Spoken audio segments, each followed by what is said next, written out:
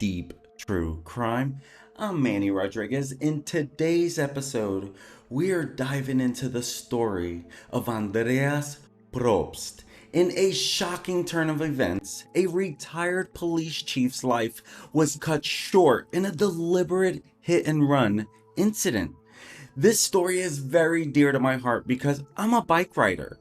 And when you hear about how he was tragically murdered, and the video footage behind it, as a writer, it makes me think, holy moly's, people are capable of doing this.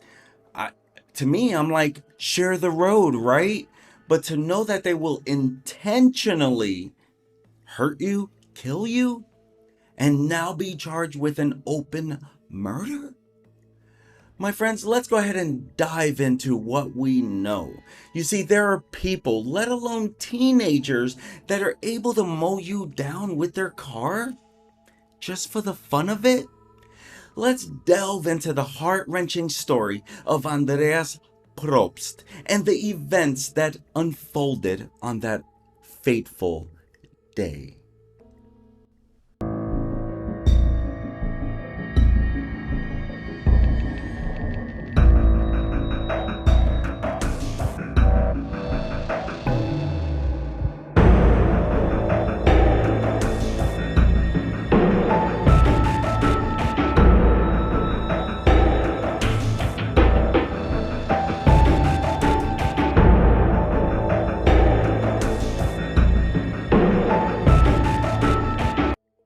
Andreas Probst, known by his loved ones as Andy, a dedicated law enforcement officer, served his community for over 3 decades, rising to the position of police chief in Bell, California. You see, the sun, it hung low on the horizon, casting long shadows across the desolate stretch of North Tenaya Way. It was here in the heart of Northwest Las Vegas that the retired police chief Andreas Probst met his untimely end. Andreas had traded the hectic streets of Bell, California for the quieter life of Las Vegas after his retirement in 2009. His days were now filled with the simple joys of cycling, a way to keep his aging body in tune.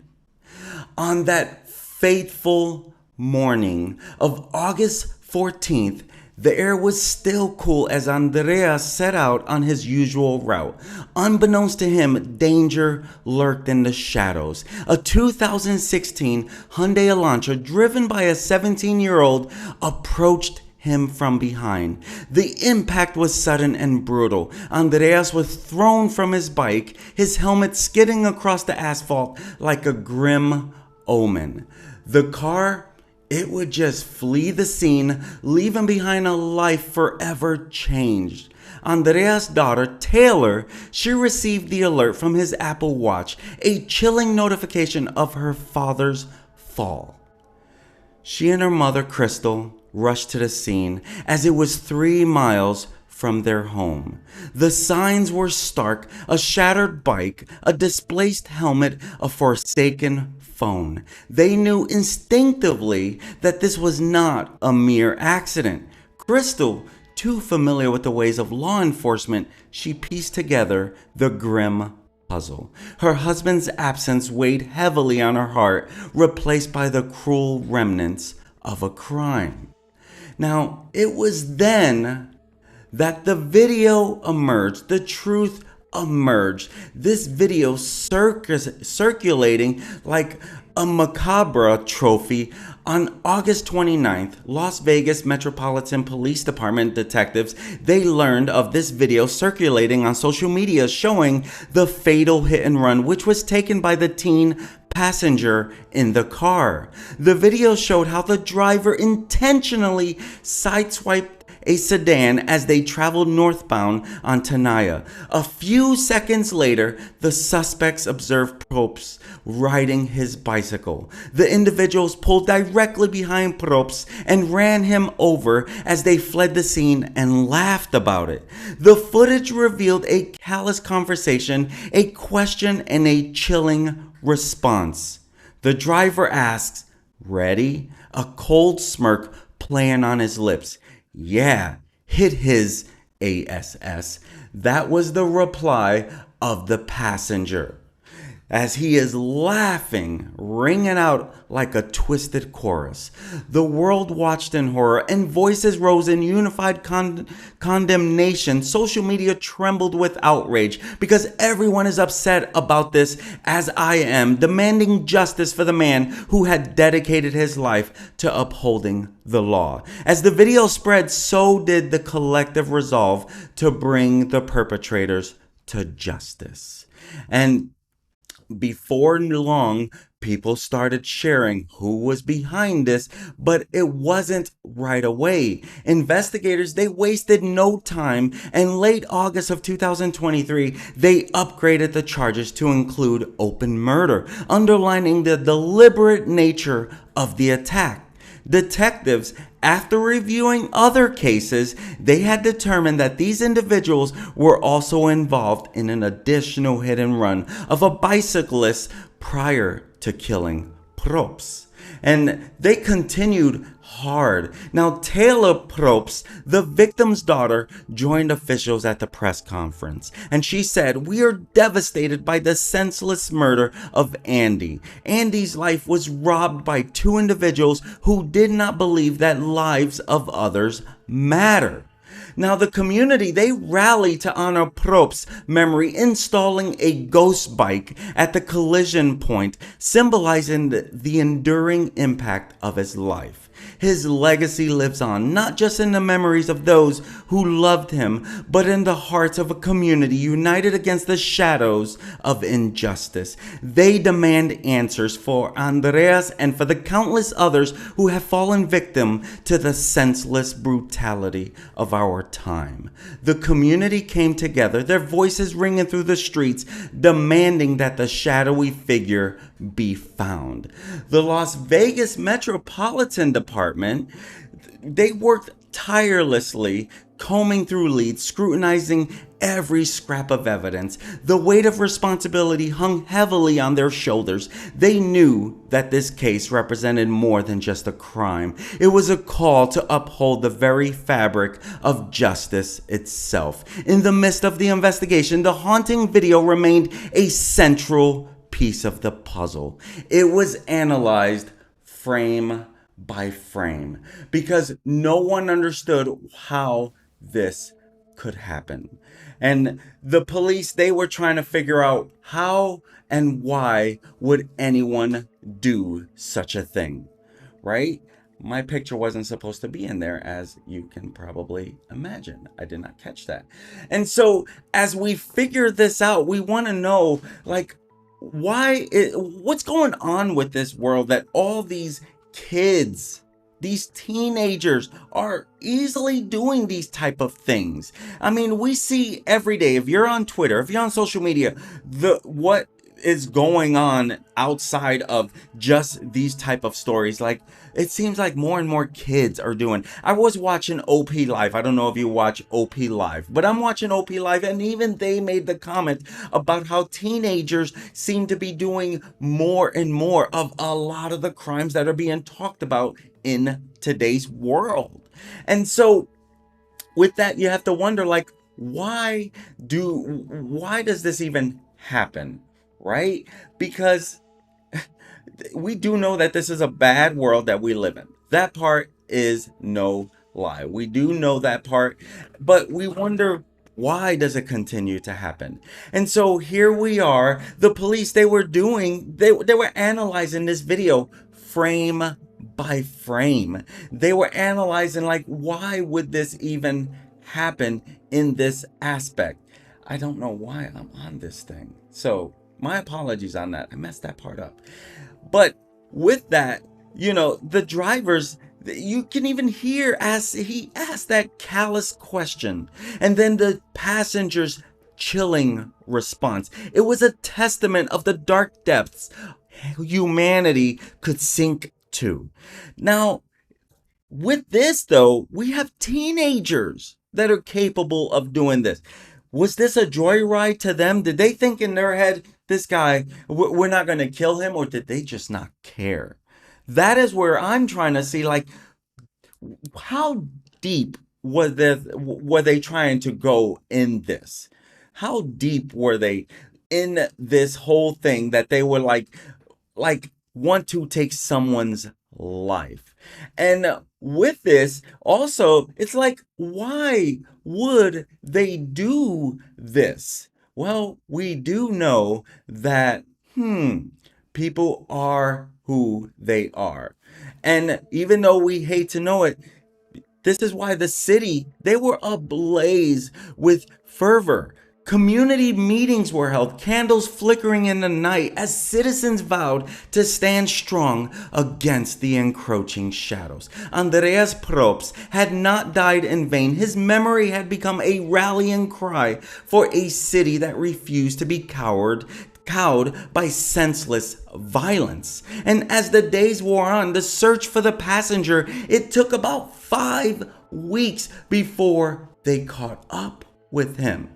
And with it, they're like, we're gonna do everything we can. And then finally they announce. But as the days wore on, the search for the passenger led investigators down winding paths. They delved into the lives of those connected to the then 17-year-old. He is 18 years old now. But they were peeling back layers of secrecy and deceit. They knew that somewhere hidden in the fabric of the city was the person who had aided and abetted this heinous act with that 17-year-old. Ayala, he was arrested the day of the deadly hit and run, but it took cops 5 weeks to capture Keys, who was caught on surveillance camera wearing a face mask at the time.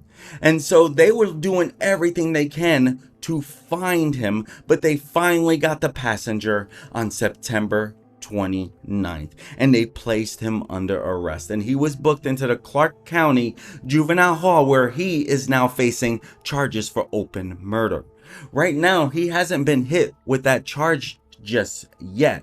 In Nevada, a person accused of a homicide will generally be charged by the prosecutor with open murder, meaning that they are charged with a general allegation of murder, which includes each of the following types of homicide: first degree, second degree, voluntary manslaughter, and involuntary manslaughter. And the driver's callous question, because it wasn't until they got this video that they were like, whoa, there's a lot more to this chilling story than just a hit and run. Because you had the driver's callous question, the passenger's chilling response. It was a testament to the dark depths that these kids could even sink to. Now, Jesus Ayala, who is now 18 years old, but at the time he was 17, and Zamir Keys, 16 years old, they have been charged over the hit and run. And they are also accused of running over a 72-year-old man,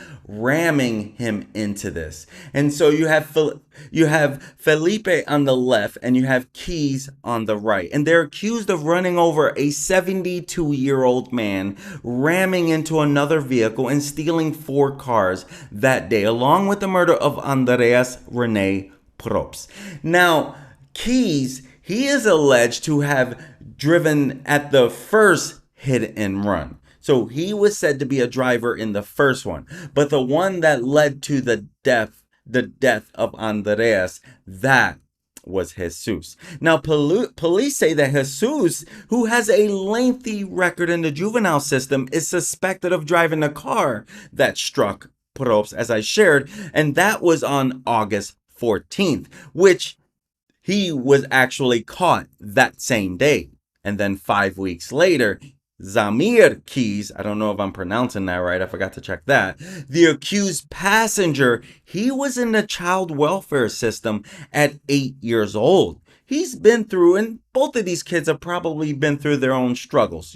But you don't need to turn it into this. I had my struggles as a kid, and I didn't want to go murder anyone or go hurt anyone or intentionally harm anyone. Police said that they found Keys, his mother, who was charged with 5 counts of child abuse in 2016. That's according to court documents, and police said that they found her 5 children, ages 2 to 9 years old at that time, home alone without access to food, a knife that was left on a kitchen counter, and the house in poor condition.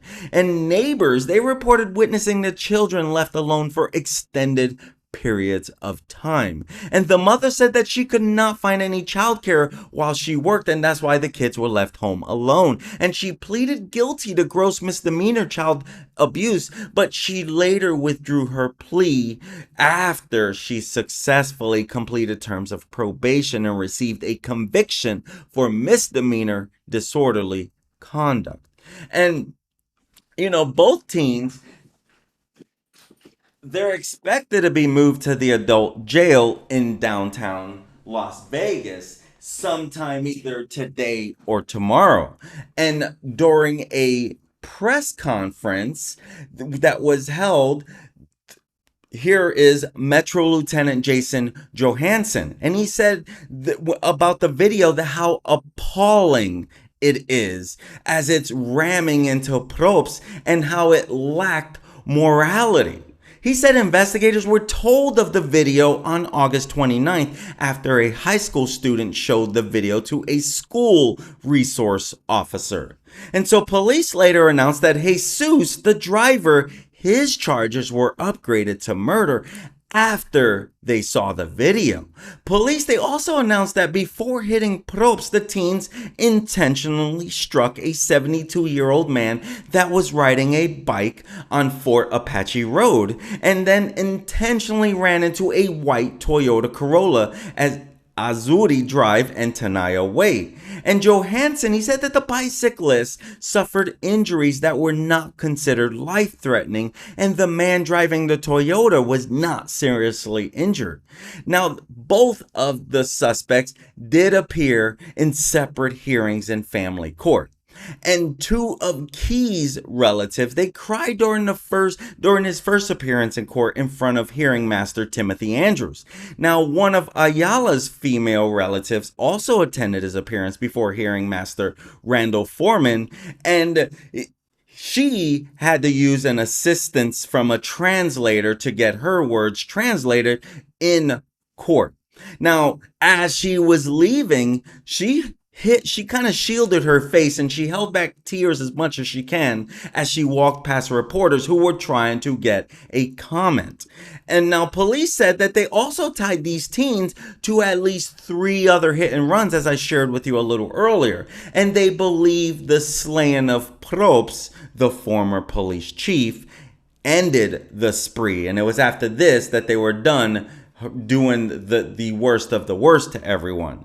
Now, the loss of Andreas Probst, this serves as a stark reminder of the dangers that face a cyclist on our roads. And that's why this story is so dear to my heart, and it breaks my heart that it doesn't get more media attention. Why doesn't it get more media attention? These are the type of things that I still try to understand. A lot of people like to blame it on politics. I'm not going to go there, but I wonder why this doesn't get more attention. And it probably wasn't until this video started hitting the internet that it even started getting even a little bit of traction. But as the community mourns, they also stand united in the pursuit of justice for the devoted man who devoted his whole life to his family and his life to service. And so the community, they want justice now for Andreas Probst. His legacy endured a beacon of light against the encroaching night. And his daughter, she wants answers as well. She could not believe that anyone would do this just out of this. And they knew this was not targeted because he was the former chief. They knew that this had nothing to do that. They called this a random act of violence. And it was known right out of the gate. But here's what we want to understand is, how do we prevent these things happening? One of the reasons why I do this channel is to keep you aware of what could go wrong in this crazy world we live in. If this is the type of content that you like, please hit that subscribe button and follow along as we dive into a lot of these cases. And one of my goals is to keep you aware of what could go wrong, and also to teach you to be a little more alert. But here's the truth. It does not sound like, no matter how alert Andreas was going to be, I don't know. Maybe if his bike was a little more, because I know with me, I don't have mirrors, right? And I don't have ways to see behind me, but I know that there are ways to see behind you. Maybe that was a way. That's something for me to think about as a cyclist, because this struck fear in me, like, oh my gosh, I love riding. I never want to give up riding. And when I know that something this bad can happen, it is a stark reminder of the world we live in. And Mr. Andreas Probst did not deserve this at all. His legacy, it is endured, and this is his memory is etched into the city's heart. A reminder that even in the darkest moments, there was a resilience that could not be extinguished. Rest in peace, Andreas Andy Probst, taken from this world way too soon. Be careful out there, friends. Be alert, be aware, and just know that at any time something bad can happen. Andreas did not deserve this. Rest in peace. Till next time, my friends. Till next time.